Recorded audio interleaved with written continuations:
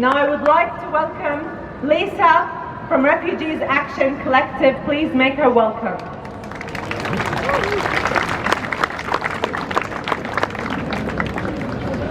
Hello, good afternoon everyone. I'm not Lisa Bridle. Unfortunately she couldn't be with us today, so I'm reading this on her behalf. Close to the mic. Thank you. I would also like to acknowledge that we're meeting today on stolen Jagera and Turrbal lands and pay my respects to their elders past and present.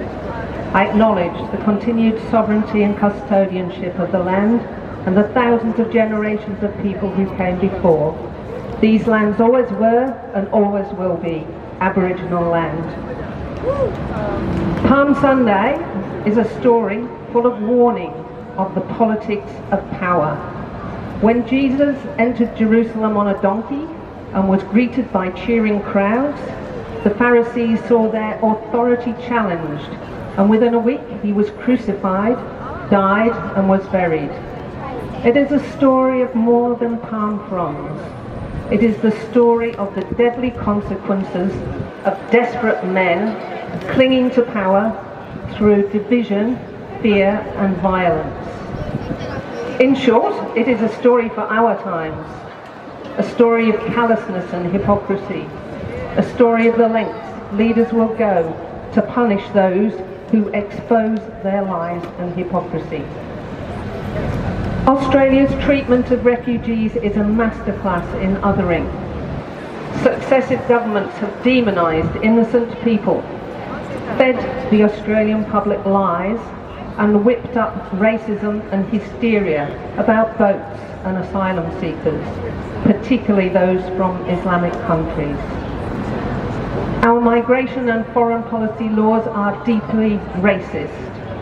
We fate the war criminal Herzog because we can't recognise terrorism when it comes with a white face.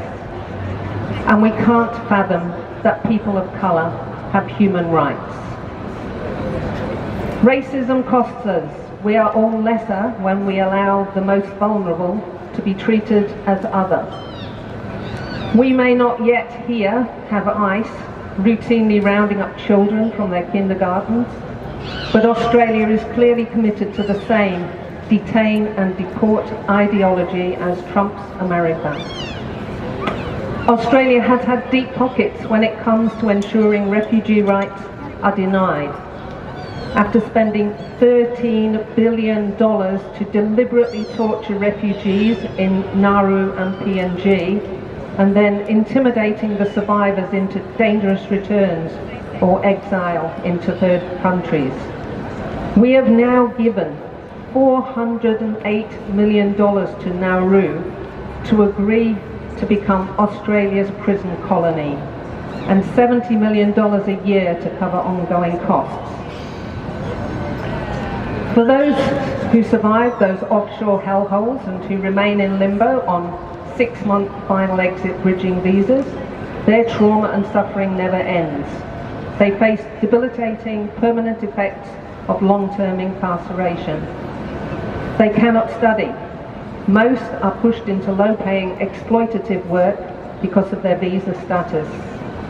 Housing is insecure, this for all of us, and most critically, they can't reunite with family and have no idea when they may see their children, parents and siblings again. To underline Australia's unwavering commitment to cruelty and to flout a High Court challenge to indefinite detention, Australia then introduced deportation laws which allows transfer to Nauru or forced deportation back to the countries from which they fled. Those deportation laws were pushed through after a campaign which told us they were protecting us from the worst of the worst. They started with refugees who had been found guilty of criminal offences. These refugees, almost always people with histories of trauma and deeply flawed access to interpreters and legal representation, had served their sentences but were still being held. Others were held on flimsy security grounds, but had to fight for years in the courts for any natural justice. These deportation laws also remain a direct threat to more than 10,000 asylum seekers living in our community who were failed by deeply flawed refugee processing systems.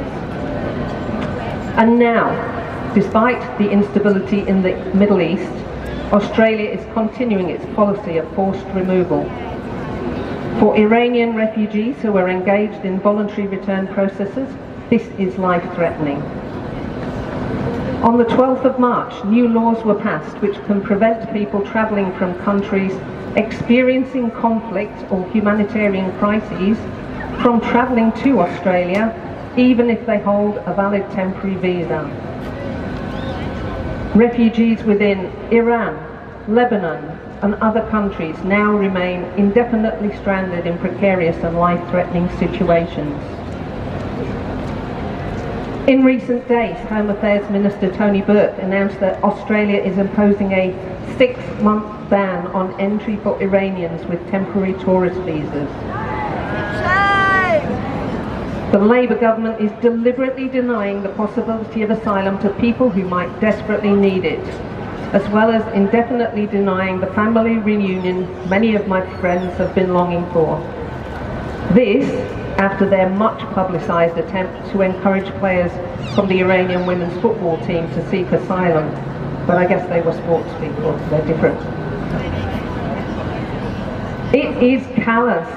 It is a callous and hypocritical move, which just underlines how deeply successive Australian governments are determined to be cruel and unyielding towards refugees of colour. It's in a stark contrast to how we treated white refugees from Ukraine, or in earlier times when we found compassion for Chinese asylum seekers following Tiananmen or Vietnamese refugees. But of course, Australia has a long history in denying asylum to the victims of our wars. It happened with Iraq, it's happened with Afghanistan, it's happening now with Iran. Lisa's friend Hassan is here today. He came to Australia at the end of last year through a work visa safety pathway. Hassan is a human rights journalist who supported women's rights in Afghanistan. He had UNHCR refugee status due to the overwhelming evidence that his life was an ongoing threat from the Taliban. Even with extensive independently verifiable evidence of the imminent threat to his life, his humanitarian visa application was rejected. As was an application of a single Afghan mother and her 3 children, even though single women are supposed to be a priority group. The hypocrisy is staggering. That suddenly, when Trump calls, Australia feels compelled to overthrow the brutal Iranian regime, all while for decades we have locked Iranian refugees up in offshore detention, trafficked them to so-called third countries, and continue to deny them equal rights in the country where many have lived and contributed for more than a decade. We have suddenly determined that the Iranian regime is so atrocious that we must join Trump in an unprovoked war, but not so horrendous that we owe an obligation of safety to the families of Australian Iranians, or the many Iranians who are punished in offshore prisons for more than a decade. Let me be clear. We long for regime change in Iran. The repression of women, human rights abuses, and the slaughter of dissidents must be loudly condemned.